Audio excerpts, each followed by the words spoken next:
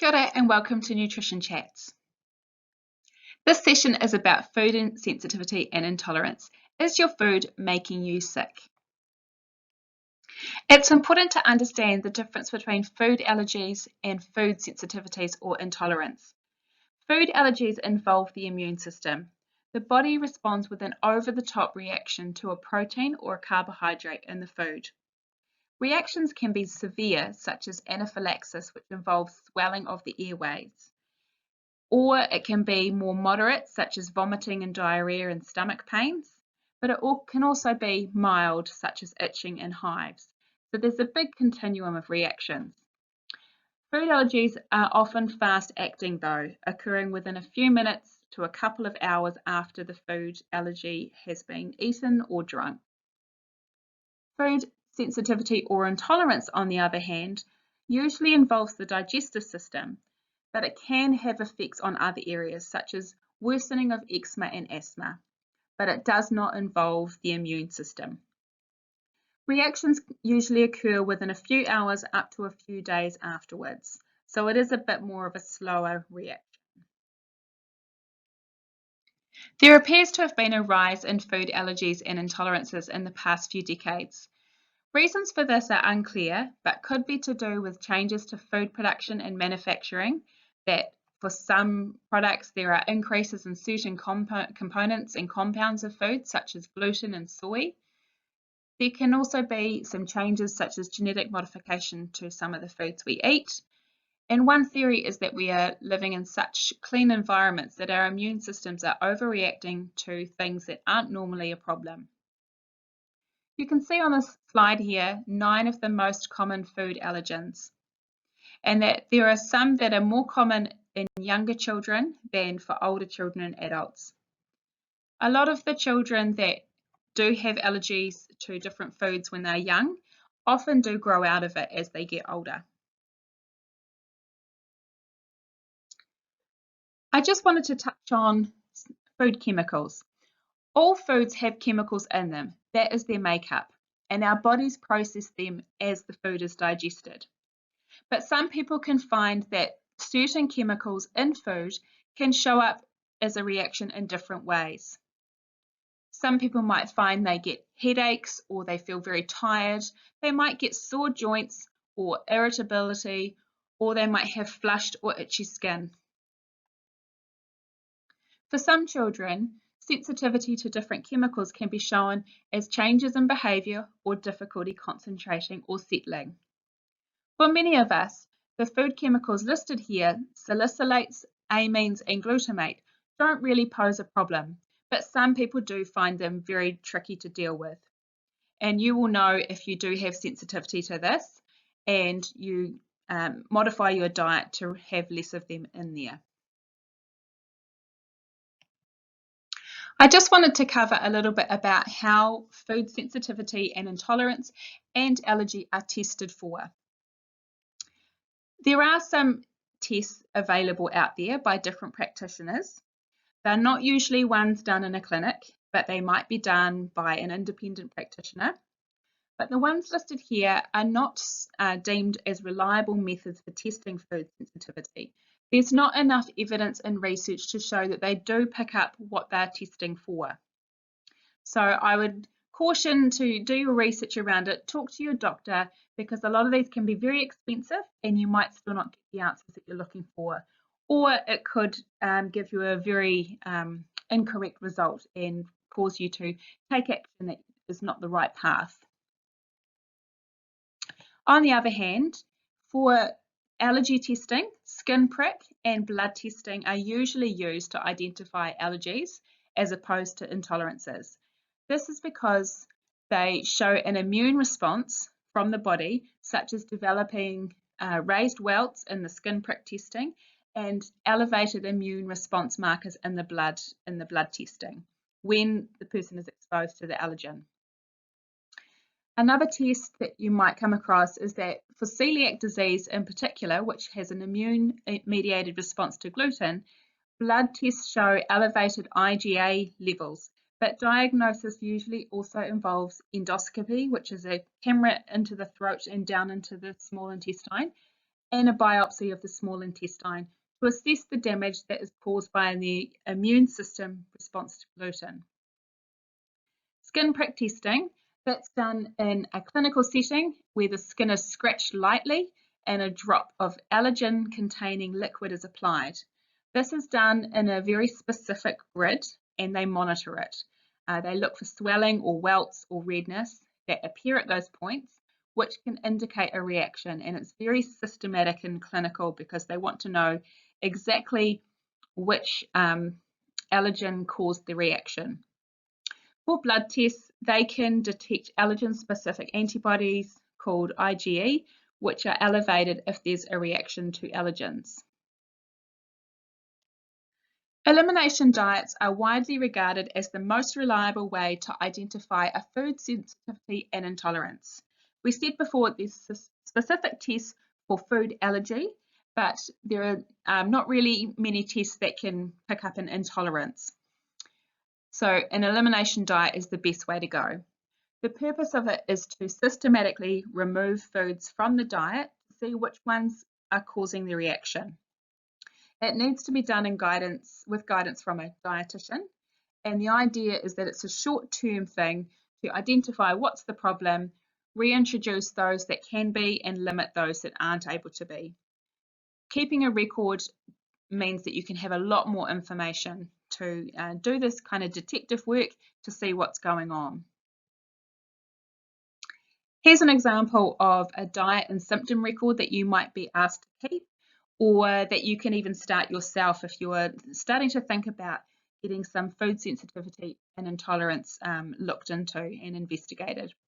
Keep a chart listing what food and drink you had, how you felt, describe any symptoms that you experienced, and when they appeared and how long they lasted. Avoid diagnosing yourself, as sometimes it can be difficult to pinpoint what is the problem food, and that's why you need to do it with support from a dietitian or at least from your GP. The more detail and information you have, the better outcome that you'll have, as it can take some of the guesswork out of the issue when you see the dietitian or a specialist. So you don't need a fancy chart, you can just draw it up in a notebook or on some scrap paper, but the idea is to get as much information as you can. I just wanted to cover low FODMAP because this is becoming something that more people are aware of and are going down the track of investigating. So FODMAP is an acronym that stands for fermentable oligosaccharides, disaccharides, monosaccharides, and polyols, which are just descriptions of groups of food compounds. The low FOD and these compounds can cause people to have a lot of digestive issues. So it might have changes to bowel habits. It can have a lot of discomfort with bloating and gas and pain. And it's in the person's best interest to be able to investigate it and see what's causing the problem. The low FODMAP diet is not intended for life. Its function is to identify the foods that are a problem and get back to having a well-balanced diet that covers as much of a wide range of food as possible from all the food groups. And having a wide range of food helps to support the diversity of healthy gut bacteria so that it's performing at its best. So there's 3 stages to the low FODMAP. Stage 1 is elimination. And this is where the diet can be quite restrictive because the aim is to reduce the total number of all those FODMAPs and to give the digestive system a bit of a rest from having all the symptoms and its reaction to those symptoms in the body. So stage 1 is elimination, and yeah, it's meant to be just for a short time.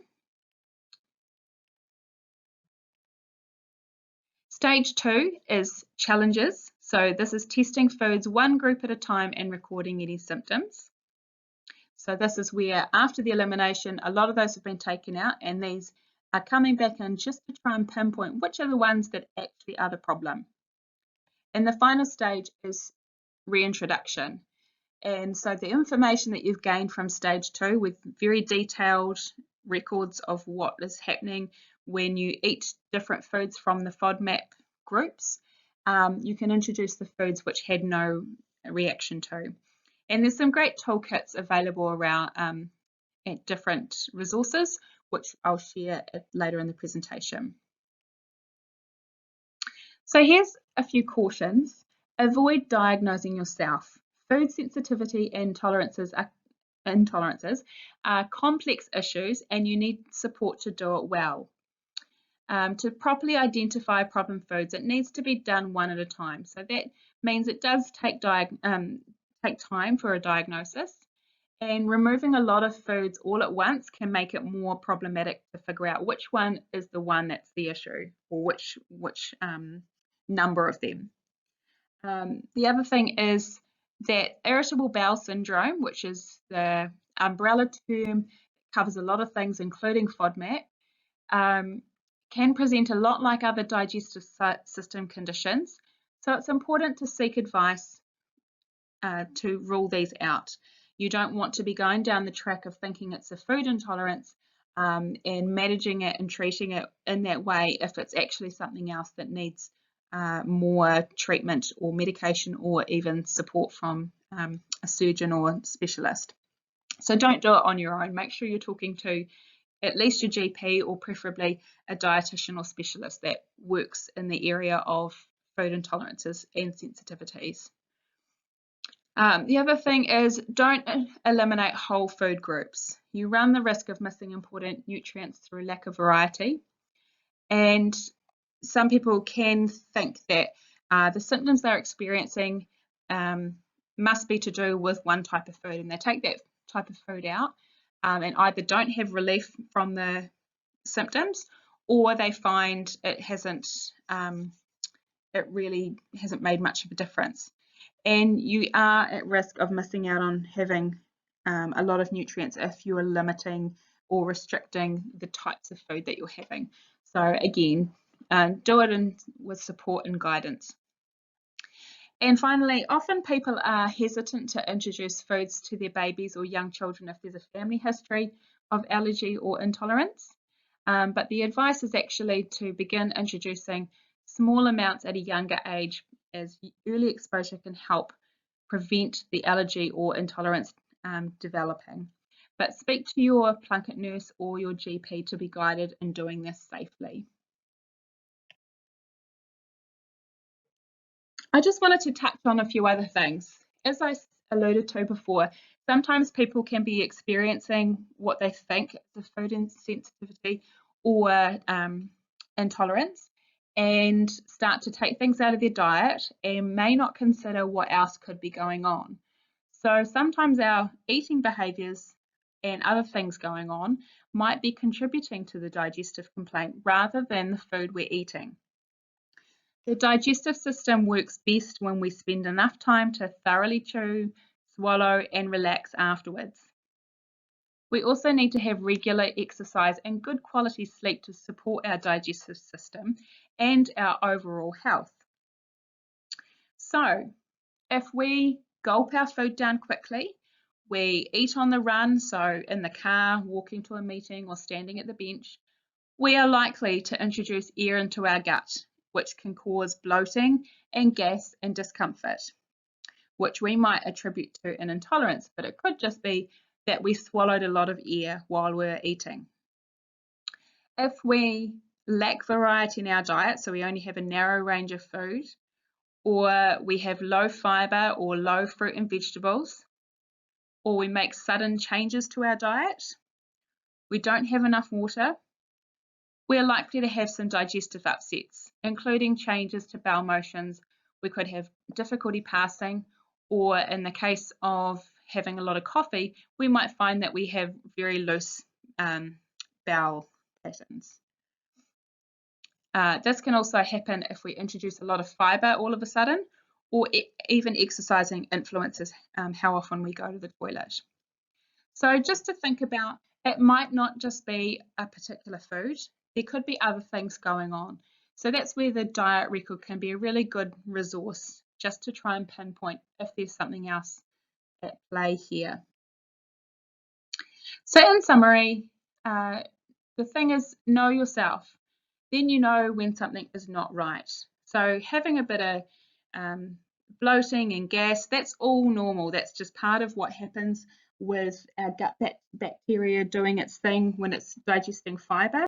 We all have stomach discomfort if we've eaten too quickly or eaten too much. So only you know when something is out of the ordinary. So get to know what's normal for you. Seek advice first. Don't start taking food groups out of your diet without talking to your GP or getting some advice, because you do run the risk of missing something that needs more support or investigation, or that you limit what you're able to have in terms of nutrients. Make sure you have a detailed record. The more info, the better. Elimination diets serve a specific purpose. They're not meant to be on there for life. It's just for a short time to figure out what's going on. Make sure that you're still having plenty of variety as much as you can. And for children that there's a family history of intolerance or sensitivity, make sure you're guided by a specialist at Plunkett or your GP or a allergy specialist for introducing foods to children. Here's a few helpful resources. The Monash University in Australia has a FODMAP tracker, which is it helps you to identify the different foods in those FODMAP groups and be able to track your reactions to those if you're wanting to do that. ASCIA is the Australasian Society of Immunology and Allergy. They have some really great resources, as do the allergy.org.nz in New Zealand, which covers everything from food allergy to dust, pollen, animal allergy, and everything in between. And it's got some great resources for individuals and families.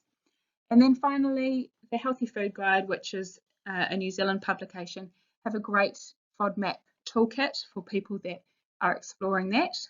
It takes you through a 12-week guide of exploring having a low FODMAP diet and explains how the elimination and reintroduction processes work.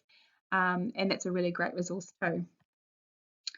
So finally, if you do want some more information about different recipes and lots of articles that are well researched and written by health experts in New Zealand, the Healthy Food Guide is something we use a lot at Harbour Sport, and it's an amazing resource. So let us know if you're interested in our discounted subscription. Thanks for listening to this presentation. If you've got some questions, please get in touch with us at the email below. Thanks.